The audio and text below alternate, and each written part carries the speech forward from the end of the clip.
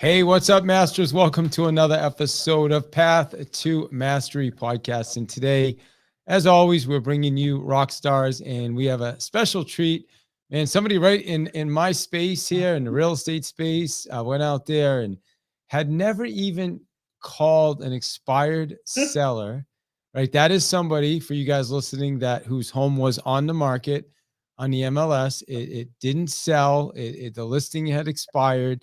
And then the real estate agents tend to call, and a lot of real estate agents will give up because they're not the easiest calls to make. But yet Kaiya was able to persevere, and in 3 months was able to list 3 of them. So appreciate you being here with us today, Kaiya.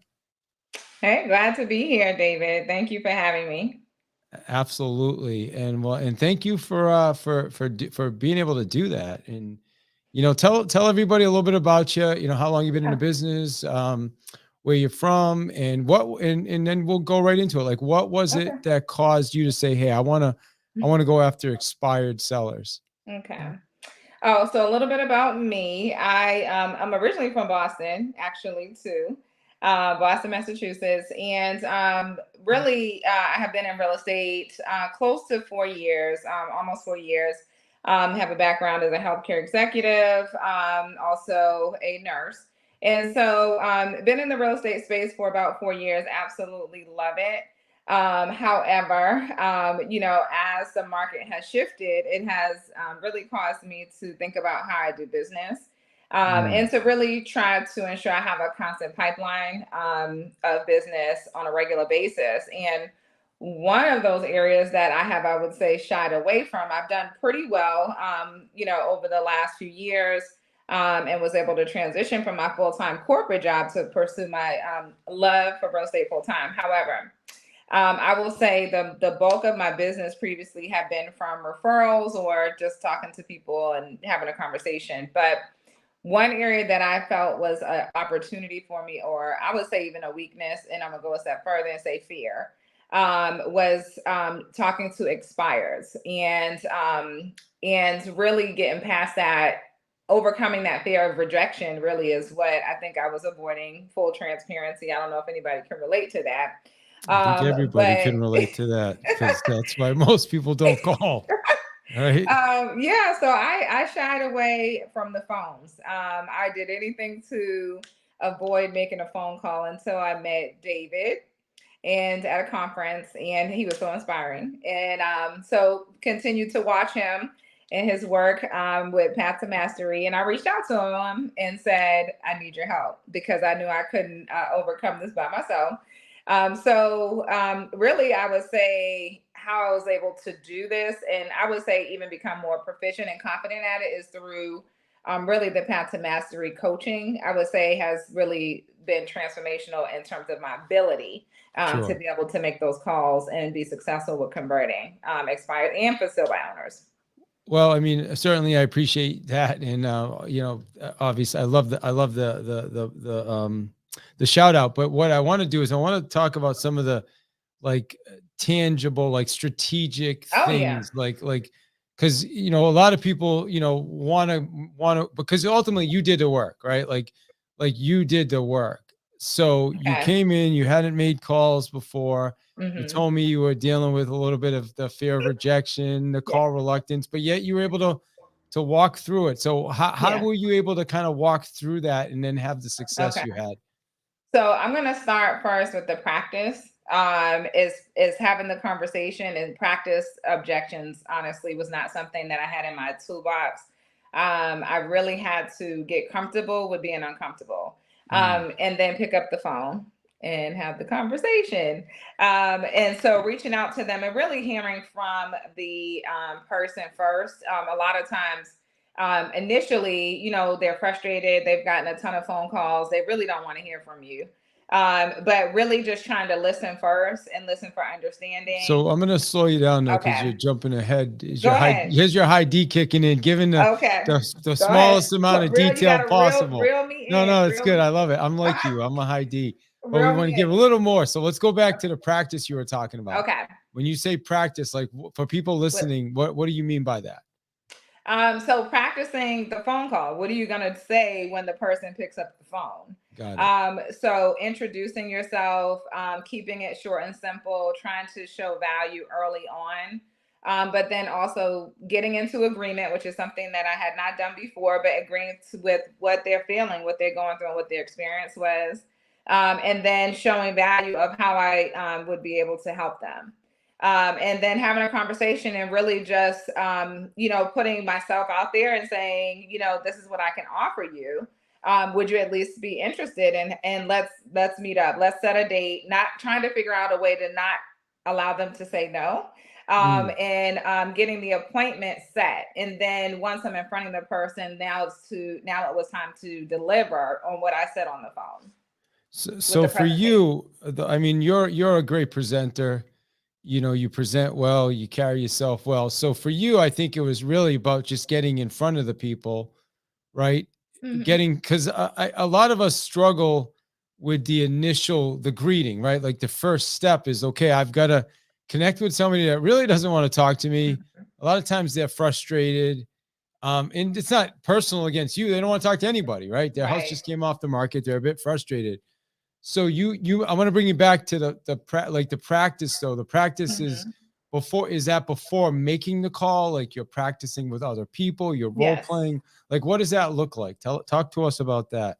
So it's really using the tools first. So I think practicing by yourself, I did practice in the mirror, which was really weird at first, but I did it. Mm-hmm. And then it was getting on the phone with my friends or colleagues or people in our coaching group, really, and practicing with them if I had an upcoming call or an upcoming appointment, and then practicing and role playing. What I would say was probably the first part in the practice. And how much of it did you do, and how important was it? Do you think that was to the success that you had? I think that I could practice more, full transparency, but I do try to at least practice at least once a week, once or twice a week. But I think like anything else, the more you practice, the better at it you get. And for me to be able to see the success with that, I can only imagine what I could do if I did more. Yeah. However, I think getting a partner and being consistent with your partner is important. So if you find someone that you're comfortable with, or that can make you uncomfortable, and be a tough seller, to really help you hone your skills and refine your skills so that it's less awkward when you get on the phone. Yeah, that's right on. So I'm guessing, I know in the beginning you were practicing more, right? So that you could get the calls. Is Mhm. that accurate? Like, Yeah. so because you're brand new to it now, and like, and I'm with you. Like I could still practice every day and get better. I don't practice every day anymore, but when I was selling real estate, I did. I practiced every day. Literally, I think I told you guys this. I think I did like 15 years, 5 days a week role play. It was just part of my morning routine, Mhm. and that's why I became really really good at it. But so you talk about the practice, right? First step, Mhm. get practice what you're gonna say. Now Yeah. practicing in a mirror. I actually have never done that. That's different? That works, huh? Well, honestly, that is a tool that I picked up from my old school background as a healthcare executive in terms of customer service. And when you're talking to somebody on the phone, and so oftentimes we used to put mirrors in front of our staff members who were doing Yeah, phone calls so that they could see themselves. Because honestly, if you're not smiling, people can tell when yeah, you are on the phone. So really just trying to get that energy up when you're having the conversation so people can feel your enthusiasm, feel your energy. And it's kind of hard to say no to somebody who's really happy and enthusiastic versus somebody who's like, yeah, hello. Yeah, the reason for my yeah, call, I would have been like, okay, I gotta go. I'm busy. yeah. But if somebody's happy and jovial and they're smiling, I'm more apt to at least entertain the conversation. Yeah, that's most people. So yeah, and I'm the mirror absolutely. We have mirrors in our call stations. I just never have like done the role play by myself. So, but I'm Mhm. with you on, because you'll see yourself and you're like, do I have a frown on, or if you see yourself and you remind yourself, like I have a sign that says smile. I Oh, have them all over the place. So the little sign reminds me sometimes to smile, because sometimes people say things to you that aren't very nice, and you don't that's always true. want to smile, right? No, You're not at like, all. yeah, Not at all.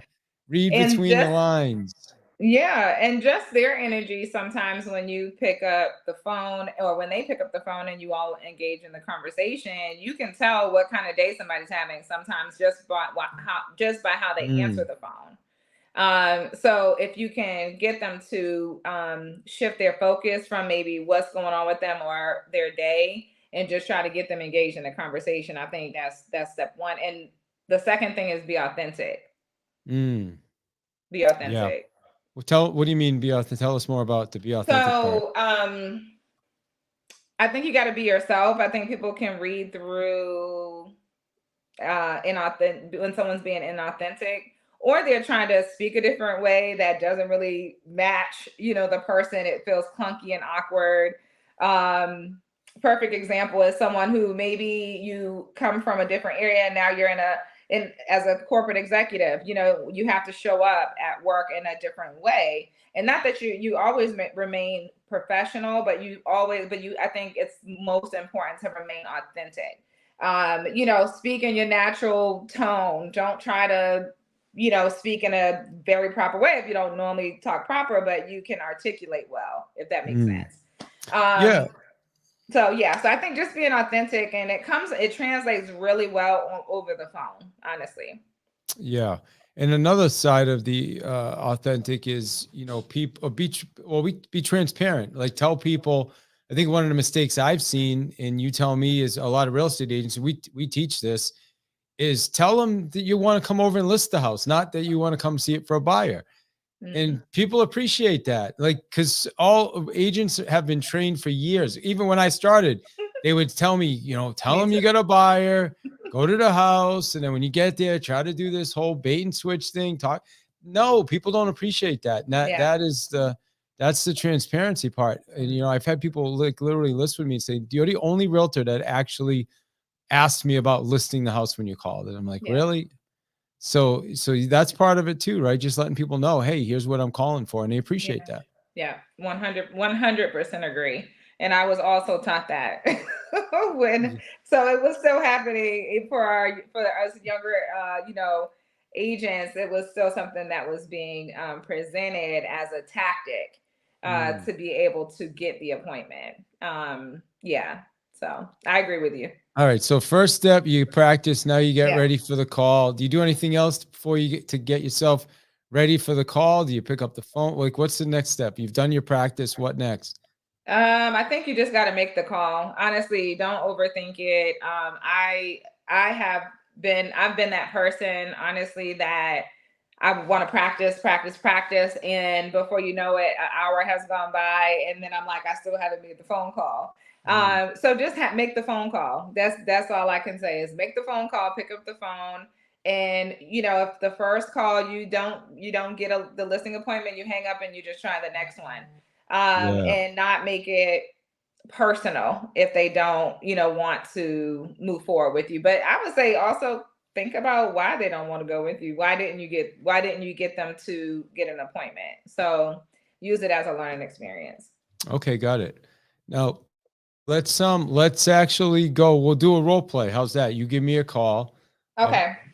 and I'll be the expired, and let's hear Oh, baby, your you put me on intro. the spot. Yeah, Okay. it's All this. right. That's what we got to do. All right. This is why you're here as a pro. Okay. All All right. right.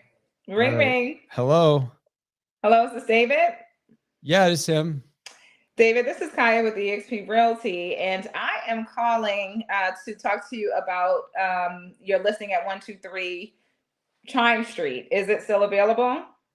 I know it actually is off the market. It's off the market. Oh no! Oh no! Okay. Tell me, do you mind? I don't want to take much of your time, but I am calling to see if you're interested. If I could get you a buyer, or if I could actually get you the price that you were looking for, would you still be interested in selling it?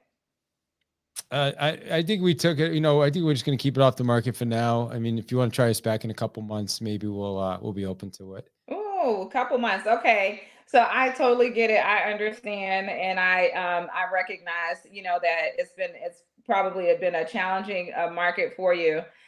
Do you mind just telling me really quickly, what were some of the things that you feel like were a challenge for getting your home sold?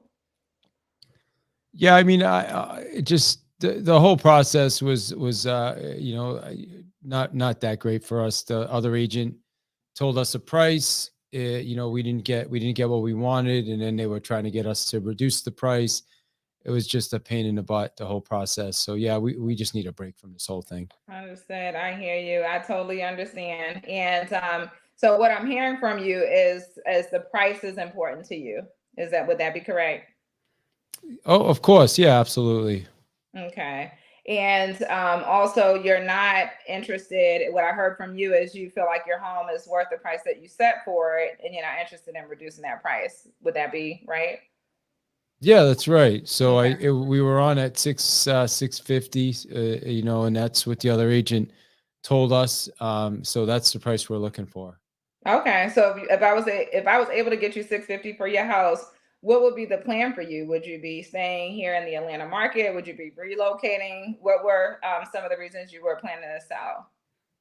Yeah, I mean we have another property out in the Carolinas. So we're just thinking we don't know if we need this second property anymore. We're thinking Oh, to consolidate, maybe moving into one place, stay out that way year round. okay. So yeah, but like I Nice. said, if you want to try me back in a couple months, maybe we just need to take a break. Understood, David. Let me ask you this. If we were to come by, if I was to come by, take a look at the house, no commitment. I offer a 30-day, 100% satisfaction guarantee. If I can't get you a number that you are agreeable with within 30 days, if you list with me, then we can both go our separate ways. No harm, no foul. I'm 100% confident we can get you the number that you're looking for. Well, how can you be confident you're gonna get me the number? I mean, you haven't even seen the house yet. So I have a proven track record with expires, and like I said, it's 100% guarantee that we will get you the number that you're looking for. And if we don't, then we can part ways. No commitment. I will list your home, do the full marketing, and if you're not 100% satisfied, then we move on. You have nothing. You have zero to lose. Well, I don't know. Let me talk to my wife and see if she wants to deal with this again, and then I can give you a call back. What would be? Okay, hey David, listen, I am in the area. I'm not too far from you. Do you have time? Is your wife going to be available later this evening? Maybe I can stop by, bring a pizza, we can talk, or just stop by and we can talk more about it. Maybe together. What do you think? All right, I'm gonna stop you there. So yeah, Okay. you're good. You're good. I Okay. mean, you're gonna bring a. Yeah, I like to bring a pizza. I never heard that Okay. one. So, well, listen, yeah, you're really good at it. Now I see why you were able to do what you did because you're natural. You listen well. You affirm a ton. Like right, like I wrote that. Like I'm with you. I get it. You like so the great affirmation. And you're repeating back a lot of the things I said. So it's a great way to kind of get on the other side, on the same side as the other person, Okay. right? All So right. how did you get good at that? How did you? Is that just natural for you, or did you practice that? Like, No, it's not natural for me. I wish I could say being me is natural for me, but really I think articulating and understanding and being prepared for the objections is really key. Honestly, you've got to be prepared for the objections, and the only way you get prepared for the objections is to practice, to role play, and the different scenarios of why somebody would not want to move forward because they did raise their hand at one time to say, I want to sell my house. But now they were not successful. They may be discouraged. They may just be frustrated or whatever it is. It's so trying to find the pain points mm, for the individual and then show them value in terms of how you or myself would be able to help them. okay, got it. So you started calling. I know because you reached out to me. You joined us. I think you took your first listing about a month, right? And then you Yep. were able to get two more. So the similar approach, you used the same similar approach to get into the house. So so I'm gonna say yes. However, before I could get into the house, I did the calls, I did the initial conversation as far as like, hey, I see your home, and honestly, the one of them was a for sale by owner, and Mm. so she had her home on the market. We were doing cold calling, and she actually called me back because she missed the call, and so her initial tone, she was a little put off. And she's like, I'm good. I'm not interested. I'm going to just sell it myself. And I, pretty much approached her from the, getting an agreement. I complimented her on her, which was a skill that I learned, is complimenting her on her willingness to really be able to get out there and try to sell her home on her own. And I thought that was very admirable of her to be able to do that. And then she said, well, let me think about it and I'll call you back. And then I called her back, but I did a video. And I said, I don't know if I can use her name, but hey, seller, this is Kaiya. I was in the car and I was like, hey, thank you so much for taking my call. I'm excited about the potential and the opportunity to work with you. I told her a little bit more about myself and said, hey, kept it short and sweet. Let's get on a call. Let's set an appointment. You have nothing to lose. I can come by. If you don't like, if you're not 100% satisfied with what I have to offer, then, we have nothing to lose, but I am confident I can get your home sold. So she called me back and she said, okay, come over. I met her. And that day she signed her listing agreement. That's awesome. Yeah, actually, it's funny. I remember that you telling the story now about sending the video, and you said she loved the video. The fact that you sent the video, it makes a difference. Like, I mean, for the people listening, it was just a SMS, right? Right after she hung up, you hung up with her. Like, that's something we practice, just sending a thank you video, right? Mm-hmm. Yeah. So, and she honestly told me that it was my follow-up, that she's gotten calls from tons of agents. And she said it was your follow-up and your consistency. She said you were confident, but you also came across as if genuinely like you wanted to help. And she also said, but you had great follow-up. And she said, and then I Googled you. So nice. But yeah. So all right, that's cool. Awesome. So now you get the 3 appointments, you show up, you're at the property now. Did you get much resistance, or you just were they? I wouldn't say no. I wouldn't. I think she was still skeptical. Honestly, I could just pick up on her energy. She wasn't quite sure what to expect. She had never met me in person. I think it's very important. There were some things that needed to be, done in the home. I do staging, so I was able to provide value that way and let her know, up front some of the things I think would be helpful for her should she decide to, go with me or continue to try to sell herself. And just again trying to add value and come from a place of service and just truly wanting to help. So we got a bunch of people here on Clubhouse. You're welcome. If anybody wants to ask Kaiya a question, just raise your hand. I'll bring you up. We're going to be hanging out for probably about another 10 minutes. So if you have a question, please raise your hand. We'd love to get any questions. So something I'm thinking is, as I'm listening to you, it's just kind of reminding me, sometimes we just got to get in the door. Right. Like I mean, obviously, you have to know what you're talking about, right? You have to obviously know your product, know the value you bring to the table. But I mean, I think it sounds like 90% of the battle is just getting in the door, right? In the house. What do you think about that? I would definitely agree because again, people, and I know this is an old adage that people say all the time in real estate is that, or really any sales industry, is that people have to know you, like you, and then they trust you. And so over the phone, it's important to try to at least get up to know you and possibly like you. And then if you can get in front of them, the goal is they can see you, you can build rapport quickly, and then, get them to learn to trust you. And that's I think that's demonstrated in a lot of different ways. I think it's in how you show up. I think it's how you present what you have of value, your products or services. But then also, I think having a presence online that's researchable, where people, because everyone Googles, I don't care who it is, but people Google for reviews at restaurants. You best believe they're going to Google you if they're going True. to trust you with a large investment. Yeah, it's so true. So what would you say to people that are listening to this now that are like, hey, you know what? I wouldn't mind exploring these, these types of, because you mentioned for sale by owner, and I kind of left that out. I forgot about that, but you're right. One of them was a for sale by owner. So you had two expireds and a for sale by owner. Yeah. And so what would you say to people that are thinking like, real estate agents, like, yeah, you know what? I wouldn't mind pursuing. What would you be your best piece of advice? I think personally, just pursuing real estate as a possible career.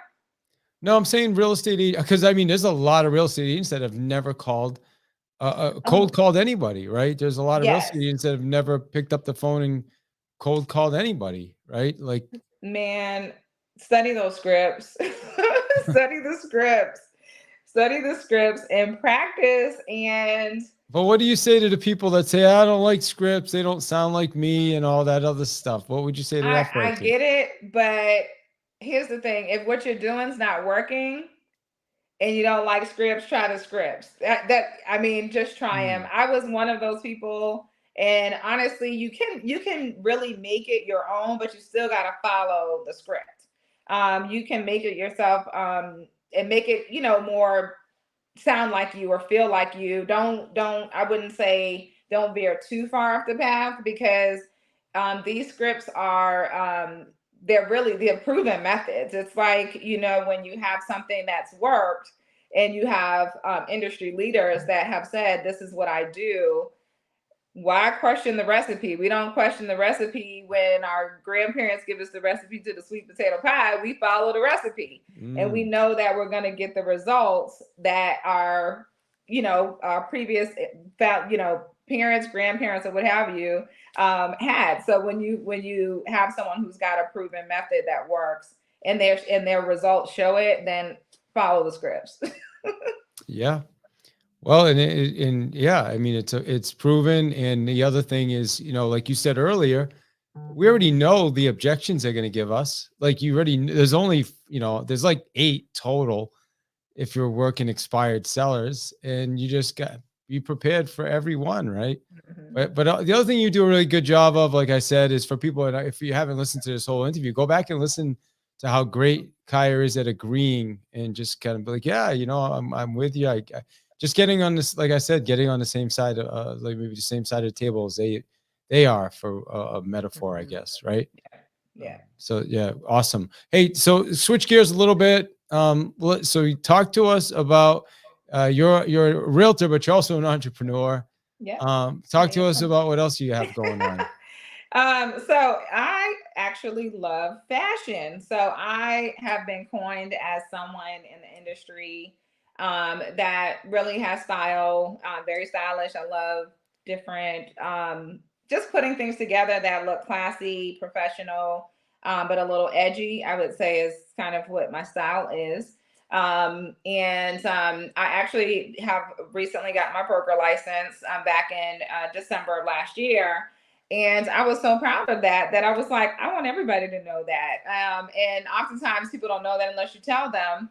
I really try to combine my love for real estate and my love for fashion together. And I launched an apparel line called Broker Bay. And that launched on April 17th. And actually, I'm rocking my shirt right now. I don't know if you can see it, but Yeah. yeah. So pretty excited about that. And really, the intent of the clothing line is to really, I would say, inspire, affirm, and empower real estate professionals through clothing and through apparel. And then Bay also, although a term of endearment, also for me is really, it's an acronym for building a empire, which is what I want to do and will do through real estate and through my apparel line. So, but yeah, that's pretty much how it started. And I've already had some sales, so I'm super excited about that. So yeah, but that's really how it started, and I really just wanted to people to experience and feel good when they wear it. That's awesome. So what is Kaiya, the best way for people that want to get in touch with you? You're in the Atlanta area for referrals, or maybe Yeah. maybe they want to check out some of your apparel, right? So what's the best Yes. way for people to get in touch with you? Absolutely. So on Facebook, you can get in touch with me. I am Kaiya Dowtin, Kaiya, not Kayia. It's Kaiya Dowtin, Dowtin on Facebook. And on Instagram, I am Kaiya _ the realtor. So you can follow me on either of those platforms. And then if you want to get your Broker Bay shop apparel, you can just Broker Bay apparel. You can just search Broker Bay BrokerBae shop shop.com. So brokerbayshop.com is where you can go for all your fashionable real estate apparel. Yeah, so I'm super excited. Feel free to reach out if you need some questions, or if you have questions or anything like that. Feel free to reach out. Awesome. So final thoughts for people. Doesn't look like we have any questions today. Okay. But what would you? So I'll go back to well, we kind of already answered this question to one thing. You said it would be practice your scripts. Get good at the calls. What if somebody's in the mindset right now of, well, I don't know, I don't like calling people I don't know, or because that really prevents a lot of people from taking action in this area, right? What would you say to that person? Well, I'm going to say call as if your life depended on it. And the reason I say that is because mine's did, and it does. I left my job back in 2021, and it was a successful 6-figure job. Well, the goal is to keep my lifestyle consistent and to maintain not just my lifestyle, but generate additional income and wealth.